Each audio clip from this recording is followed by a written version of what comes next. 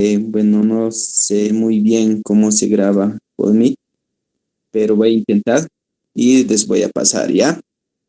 Y si no, pues voy a hacer nueva grabación y les voy a pasar de todo el tema completo. ¿Les parece, chicos? Ya, muy bien, vamos a empezar porque estamos un poco retrasados. Para este tema, para la fisiopatología de la fiebre, pues he tomado como referencia de los libros de Harrison, Ford y de Argenta. Ya esos tres libros he tomado como referencia de la bibliografía de fisiopatología. ¿Ya? Entonces vamos a empezar a desarrollar el tema. Antes de que aparezca el termómetro clínico, pues hace muchos siglos la fiebre se consideraba como una enfermedad.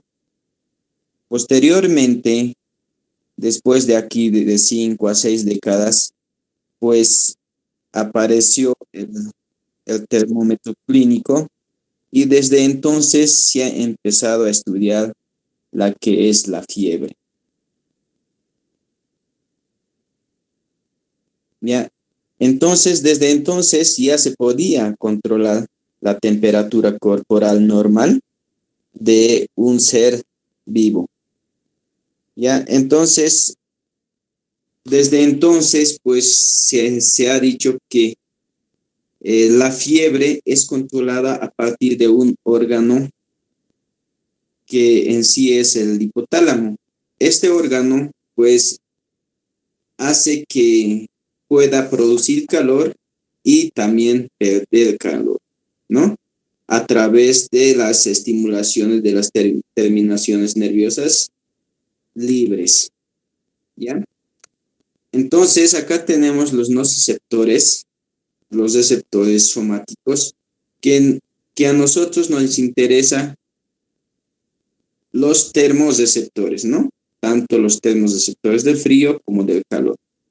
Entonces, los termorreceptores del frío tenemos las fibras terminales nerviosas A delta y las fibras nerviosas terminales libres de tipo C. Y los receptores del calor son las fibras nerviosas terminales de tipo C.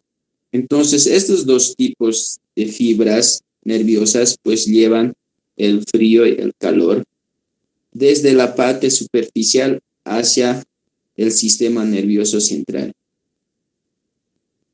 Acá podemos evidenciar que desde la parte superficial de la piel, pues las terminaciones nerviosas libres llevan los estímulos del frío, ya produciendo una vasoconstricción a nivel periférico, ya lleva estas fibras nerviosas hacia las fibras nerviosas de primer orden de, de, es- de la parte superficial hacia la parte central, ya se considera fibras nerviosas de segundo orden, y desde la asta posterior hacia el hipotálamo, del hipotálamo hacia la corteza central, pues se considera como fibras nerviosas de tercer orden. Ya, entonces estas terminaciones nerviosas son de tipo A delta, como les indicaba, y las terminaciones nerviosas libres de tipo C. Ya, entonces vamos a ir definiendo qué es la fiebre. La fiebre es la temperatura o es la elevación de la temperatura corporal por encima del ciclo circadiano normal. ¿Cuál es el ciclo circadiano normal? Normalmente el ciclo circadiano es cuando empezamos en la mañana, ¿no? Cuando nos levantamos, desayunamos, vamos al trabajo, a mediodía almorzamos, en la tarde cenamos y descansamos, ¿no? En- Dormimos en la noche. Y al día siguiente, pues en la mañana, de la misma forma, nos levantamos temprano en la mañana, desayunamos y nos vamos a trabajar. Ese es el ciclo circadiano, ya es un círculo como las manillas del reloj. Entonces, la temperatura normal en las mañanas es de 36,5 grados, ¿ya? Y en las tardes, la temperatura normal del ciclo circadiano es de 37,2 grados. El hipotálamo es el órgano donde regula la temperatura, ¿no? Produciendo calor y perdiendo calor. ¿Cómo lo hace? A través del núcleo preóptico, del núcleo paraventricular y de la área hipotalámica posterior. Entonces, lo que más nos interesa de los núcleos o de las divisiones a nivel hipotálamo, pues lo más importante es el núcleo. O sea, acá podemos evidenciar marcaditos de 1 al 10. ¿Ya? El 1, el 2, el 3 y el 8, estas tres o cuatro estructuras son las que regulan la temperatura corporal. El 1, como les indicaba, es el núcleo preóptico. El 2 es el núcleo paraventricular. El 3 es el área hipotalámica anterior. Y el 8 es el área hipotalámica posterior. Son las cuatro estructuras las que regulan el frío y el calor. ¿Cómo regulan? ¿Ya? Produciendo calor y perdiendo calor. Produciendo calor, normalmente aumentando el tono muscular. Cuando hay una actividad muscular o hay contracciones musculares, pues nuestro organismo empieza a producir calor, realizando una vasoconstricción periférica. Ya cuando hay una vasoconstricción a nivel periférico, reduce el flujo sanguíneo hacia la parte periférica. Entonces el flujo sanguíneo se concentra a nivel central. Y además, ya estos pacientes que sienten frío hacen una piloerección, también conocido como la piel de naranja. De esa forma, la piel se cierra todos los espacios de las células para evitar de perder calor. El estremecimiento, ya en estos casos, en los pacientes que sienten fríos, pues tienden a abrigarse, ¿no? O buscar un ambiente más cálido. De esa forma evitan perder calor. Y los cambios posturales, normalmente en la noche cuando están descansando, una persona está descansando, pues siente calor o siente frío, empieza a adoptar diferentes posturas. ¿Y cómo pierde calor? A través del hipotálamo, ¿ya? Realizando una vasoconstricción o una vasodilatación, perdón. Una vasodilatación, la sangre central fluye hacia la parte periférica. Entonces, al haber una vasodilatación, empiezan a abrirse las células, hay hay un enrojecimiento de la piel, o también llamado rubicundez. A través de las células empiezan a evaporar. La sudoración también es una forma de pérdida de calor. Normalmente, la sudoración, cuando transpira una persona, hace actividades físicas, empieza a sudar. Entonces, al eliminar líquido, juntamente con la transpiración, se pierde calor.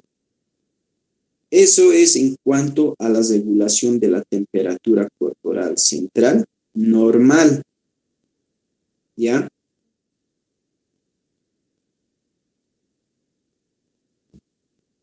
La temperatura corporal central es de 36 grados a 37,5 grados, ¿ya?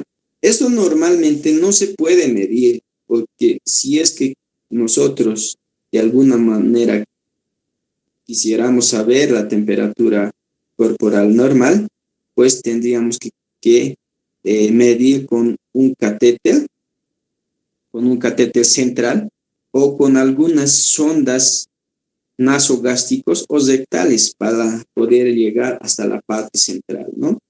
La temperatura corporal central van a poder obtener a nivel del sistema nervioso central, a nivel cardiovascular, a nivel del estómago y así en otros órganos, ¿no? Normalmente es bien difícil tomar esta temperatura corporal central. Y estos pueden variar de acuerdo al ciclo circadiano, ¿no? En la mañana, en la tarde, como les indicaba anteriormente. O también cuando la paciente o la persona realiza actividades físicas, ¿ya? En las ingestas de alimentos y en las personas, en especial en las mujercitas, pues durante la ovulación, estos producen mayor calor.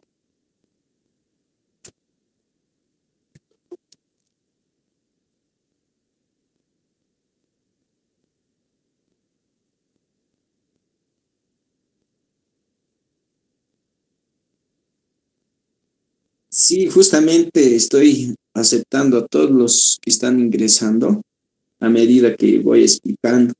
Bueno, pues eh, ya voy a tratar de aceptarlos, pero eso también implica que nos perjudica un poco, ¿no ve?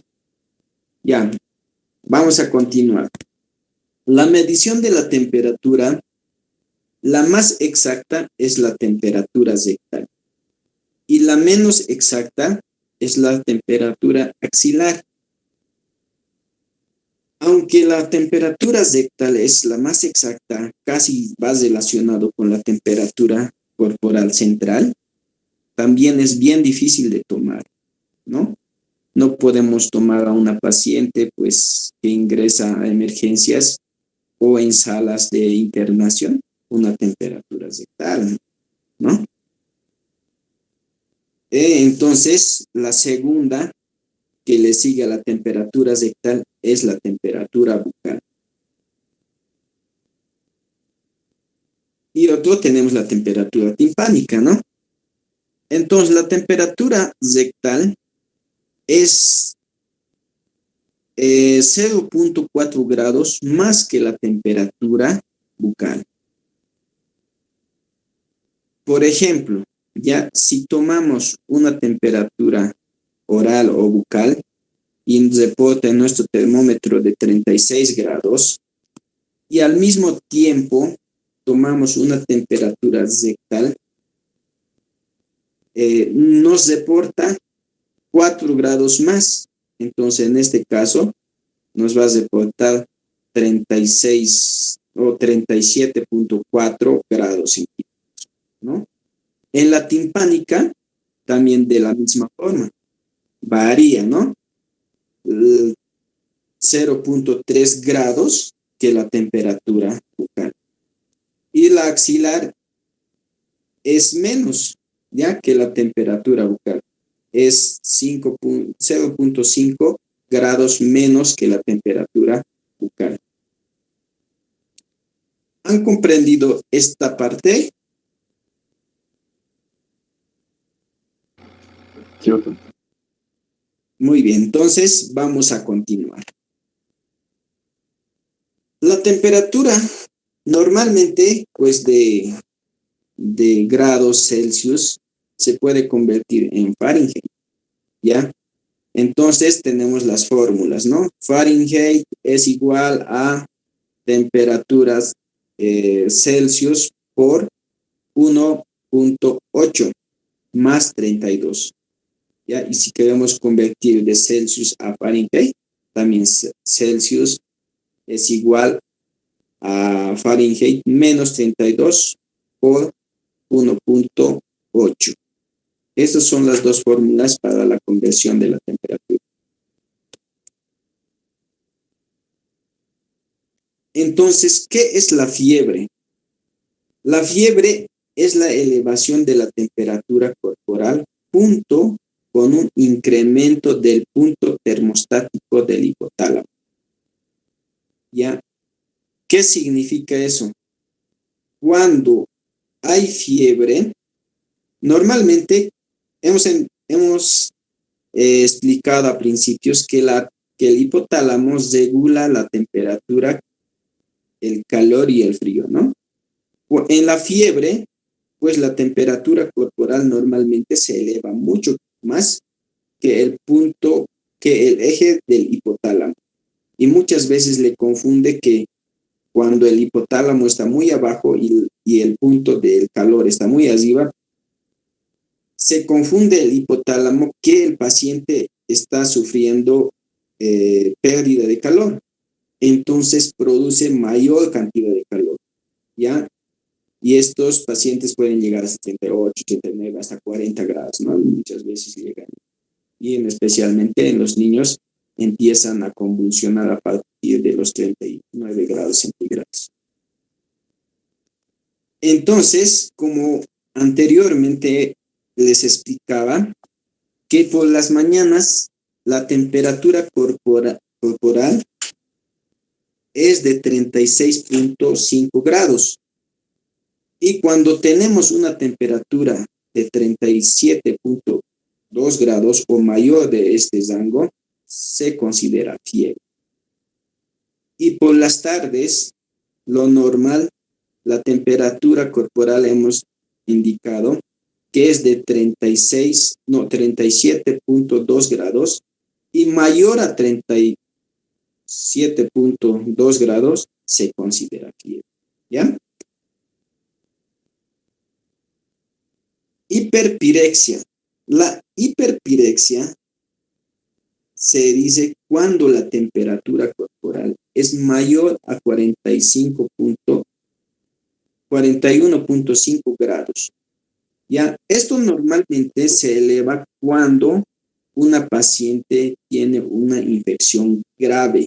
Ya puede ser una septicemia, puede ser también en aquellos pacientes que tienen un traumatismo cráneoencefálico de tipo isquémico o de tipo hemorrágico.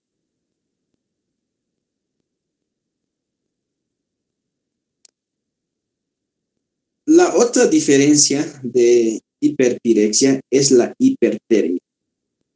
La hipertermia es el incremento no controlado de la temperatura corporal que supera la capacidad del organismo para perder calor. ¿Qué significa eso? O sea, una hipertermia no se considera fiebre ni hiperpirexia, ¿ya? Normalmente una hipertermia pues se eleva la temperatura cuando aquellas personas o aquel paciente realiza ejercicios forzados, ya en el día o en la mañana o en la noche, sale a hacer ejercicios, va a trotar, pues la temperatura corporal se eleva. El golpe de calor, normalmente, pues esto se considera en aquellos pacientes que salen a un sol radiante, o sea, cuando salen de paseo o cuando están haciendo ejercicios en un ambiente muy caluroso, pues la paciente o la persona pues siente cansancio, hace transpiración, pierde líquido, se deshidrata y muchas veces se desmaya. A eso se lo llama como golpe de calor. Hipertermia por anestesias, ¿no? Algunas veces cuando se realiza una curación por una herida abierta, ya sea en emergencia o en quirófano, pues algunas anestesias generan calor, ¿no? Y en algunos pacientes con un síndrome neurolépticos o pacientes que reciben algún tratamiento para, para controlar el sistema nervioso central. Son pacientes con un síndrome neuroléptico. Normalmente, pues, el más conocido, el medicamento más conocido que sube el calor o que eleva la temperatura es la carbamazepina. Y en los pacientes con hipertermia hormonal, ya en aquellos pacientes con hipertiroidismo o en aquellos pacientes que están elevados las hormonas tiroideas. Entonces, las hormonas tiroideas, estos aumenta el metabolismo. Al aumentar el metabolismo, pues aumenta la producción de calor. Y las lesiones del hipotálamo. Normalmente cuando el hipotálamo sufre una isquemia o un daño en el órgano, pues esto se descontrola la nivelación de temperatura. Muchas veces puede crear mayor calor o puede producir mayor calor o muchas veces puede perder mayor calor. Y algunas drogas, ¿no?, que producen de la misma forma, aumentan la temperatura. Ahora sí, vamos a ingresar a la parte fisiopatología de la fiebre. La fisiopatología de la fiebre normalmente, pues, esto se debe por algunos pirógenos exógenos. ¿Qué son pirógenos exógenos? Ya, piros se denomina fuego, genos, producción, ¿no? Producción de fuego. Y exógenos, pues, externo, ¿no? Algo que provoca externamente. Entonces, estos pirógenos exógenos son de tipo bacterianos, pueden ser virales, parásitos o algunos hongos. Normalmente, los pirógenos que más causan la elevación de temperaturas son los microorganismos, como son los gram positivos, los gram negativos, en especial sus toxinas microbianas, ¿ya? Como los liposacáridos, los enterotoxinas. Estos activan el sistema inmune. ¿Y cuáles son estos sistemas inmunes? ¿Ya? Son las células, como son los monocitos, macrófagos, neutrófilos, los linfocitos T, los fibroblastos y las células endoteliales. Estas células endoteliales pues van a estimular a los pirógenos endógenos. ¿Quiénes son los pirógenos endógenos? Son las citocinas. Estas citocinas endógenas, como ser los interleucina 1 alfa, la más frecuente, la interleucina 1 beta, el factor de necrosis tumoral, las interleucinas 6, interleucina 18 y los interferones. Estas citocinas van a estimular a las células endoteliales del órgano vasculoso de las terminaciones nerviosas del hipotálamo. Al estimular, ya estos van a actuar con una enzima, que es la enzima ciclooxigenasa 2. Al actuar con esta enzima, se van a producir mayor cantidad de prostaglandinas 2. Estas prostaglandinas 2 ya va a estimular la vasodilatación o vasoconstricción de las células gliales del hipotálamo. Al estimular, pues van a liberar una sustancia que es la adenosina fosfato cíclico, ya estimulando más a las terminaciones nerviosas del hipotálamo para la producción de calor. Al estimular las neuronas preópticas del hipotálamo, pues estos van a inhibir las neuronas sensibles al calor, ¿ya? Y van a excitar a las neuronas sensibles al frío. Entonces, como van a inhibir, en esta parte vamos a explicar un poquito más para que puedan entender. Al inhibir las neuronas sensibles al calor, pues no va a detectar el hipotálamo que está subiendo la temperatura. Sin embargo, va a excitar a las células terminales del frío para que se pueda producir vasoconstricción, piroerección, ¿ya? Para que pueda concentrar el flujo sanguíneo a nivel central y producir mayor calor. De esta manera va aumentando la temperatura, puede estar llegando a 36, 39, 39.5 hasta 40 grados centígrados. ¿Ya? Este mecanismo de producción de calor o de la temperatura se dan por tres aspectos, ¿no? Uno, por conservación de la calor, ¿ya? ¿Cómo va a conservar? Disminuyendo la transpiración, realizando una vasoconstricción, sintiendo que la paciente pues pueda sentir escalofríos y con la tendencia de poder abrigarse más la paciente. Entonces, de esa forma va creando mayor calor. Aumento de producción de calor. Este mecanismo se da por un aumento de la actividad muscular. Entonces, en estos pacientes, pues de la misma forma, ¿no?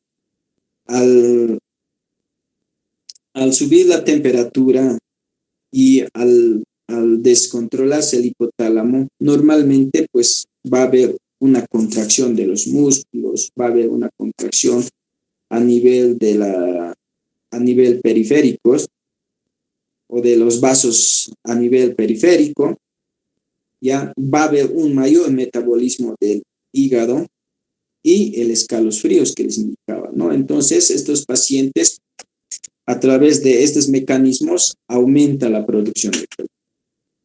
Y las conductas instintivas, ¿no? Estos pacientes, al sentir escalofríos, sienten que estos pacientes normalmente sienten que les hace mucho frío, entonces buscan un ambiente de calor, buscan abrigarse, entonces de esa forma van creando mayor calor a nivel central. Bueno, la etiología de la fiebre normalmente son de causa infecciosos, pero también pueden haber de causas no infecciosos, ya como en la fisiopatología les indicaba, pues normalmente estos pueden elevarse la temperatura por algunas infecciones bacterianas, como los gram positivos, los gram negativos, y algunos infecciones virales, ¿no?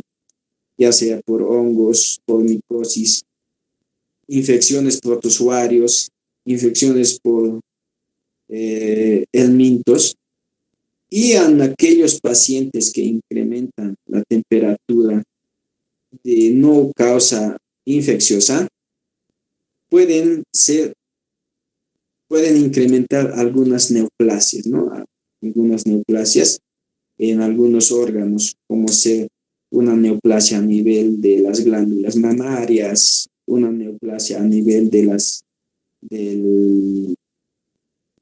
cuello uterino, neoplasias a nivel del páncreas, ¿no? A nivel pulmonar, pueden incrementar la temperatura.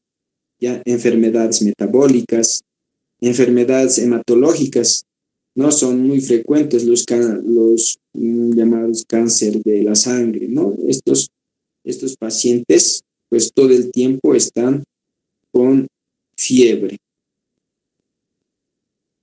Manifestaciones clínicas. Normalmente se manifiestan con cefaleas, taquicardias, astenia, malestar general, anorexias, escalofríos, mialgias, artralgias, ¿ya? En algunos casos pueden presentar lumbalgias, fotofobias, deshidratación a causa de la elevación de la temperatura. Y una confusión, normalmente estos suceden en los pacientes de la tercera edad y en algunos pacientes con eh, que consumen mucha bebida, ¿no? Estos pacientes pueden llegar con una confusión, convulsiones, en muchos casos pueden presentar un, un desvanecimiento o pérdida de la conciencia. Y en aquellos pacientes pediátricos, normalmente, pues estos se presentan con convulsiones febriles. Entonces, las fases de la fiebre ya está compuesto por 4 fases: una fase prodrómica, una fase de escalofríos, una fase de subicundez y una fase de efervescencia. En la fase prodrómica, pues la paciente va a presentar malestar general, escalofríos, va a presentar cefalea, taquicardia, taquipnea, y los síntomas van a ser específicos normalmente, ¿ya? Porque puede presentar una artralgia, una mialgia. Las artralgias pueden confundirse con una artritis reumatoide. Y en la fase de escalofríos, ya la paciente normalmente siente una sensación de frío, ya en este caso, pues estos pacientes tienen a tendencia a abrigarse, van a presentar una piel pálida, ya una piloerección y piel fría. En la fase de subicundez ya es esta fase cuando ya está pasando la fiebre, ¿no? Y ya va volviendo a la normalidad. Entonces, en esta fase se presenta una sensación de calidez, ubicundez, una vasodilatación a nivel periférico. Y en la fase de efervescencia, pues los pacientes en esta etapa ya tienen una temperatura normal, ¿no? Disminuyen la diaforesis, disminuye la temperatura, no sienten escalofríos, ya desaparecen algunas cefaleas, las mialgias, las artralgias, las anorexias desaparecen. Clasificación de la fiebre. Ya normalmente, según el patrón de la evolución, se clasifica en fiebre continua, fiebre recurrente, fiebre intermitente y fiebre recurrente, ¿no? La fiebre continua es la elevación de la temperatura por encima de lo normal, ¿ya? Con mínimas variaciones. ¿Qué significa? Que la paciente presenta fiebre de 39 grados centígrados. Esto puede variar en el día. En la mañana puede ser en 39 grados, en la tarde puede estar en 38.5, al día siguiente puede estar en 39, en la tarde puede estar en 38.5. Entonces tiene una fiebre continua sostenida con una mínima variación. La fiebre remitente. La fiebre remitente es parecido a la fiebre continua o sostenida, ¿ya? Es la elevación de la temperatura que regresa a lo normal y varía unos cuantos grados en ambas direcciones, ¿ya? Entonces, en estos pacientes, normalmente la fiebre puede estar en 39 grados en la mañana, en la tarde puede estar en 38, al día siguiente en 39, en la tarde en 38. O sea, igual, casi como casi la misma, eh, casi iguala con la fiebre continua o sostenida. Ya tiene un poquito más de variación. Sin embargo, la fiebre continua o sostenida tiene mínimas variaciones de 0,5 variación. Sin embargo, en la remitente tiene de 1 grado, 1,5 puede ser, pero se mantiene siempre con una temperatura elevada. Normalmente, pues, estos tipos de fiebres pueden estar causados por algunas enfermedades, como ser la tuberculosis pulmonar y la fiebre tifoidea. La fiebre intermitente es la temperatura eh, que recupera normalmente en unos días o en 24 horas, ¿ya? Entonces, podemos decir que hoy la temperatura está en 39 grados. Mañana la temperatura está en su valor normal de 37 grados, 36,5 grados, y pasado de nuevo está en 39. Al día siguiente, el paciente lo tomamos su temperatura, está en 37,2 grados o en 36,8 grados. O sea, vuelve a su normalidad. Eso es la fiebre intermitente. Ya, estos pueden estar causados también de la misma forma por algunas enfermedades, como ser la tuberculosis miliar y algunas linfomas, ya sea linfomas de Hodgkin o no Hodgkin. Fiebre recurrente. La fiebre recurrente aparece después de unos o más días de la apirexia. ¿Qué significa esto? ¿Ya? Hoy el paciente, si lo medimos al paciente, está con una temperatura de 38 grados. Mañana está normal.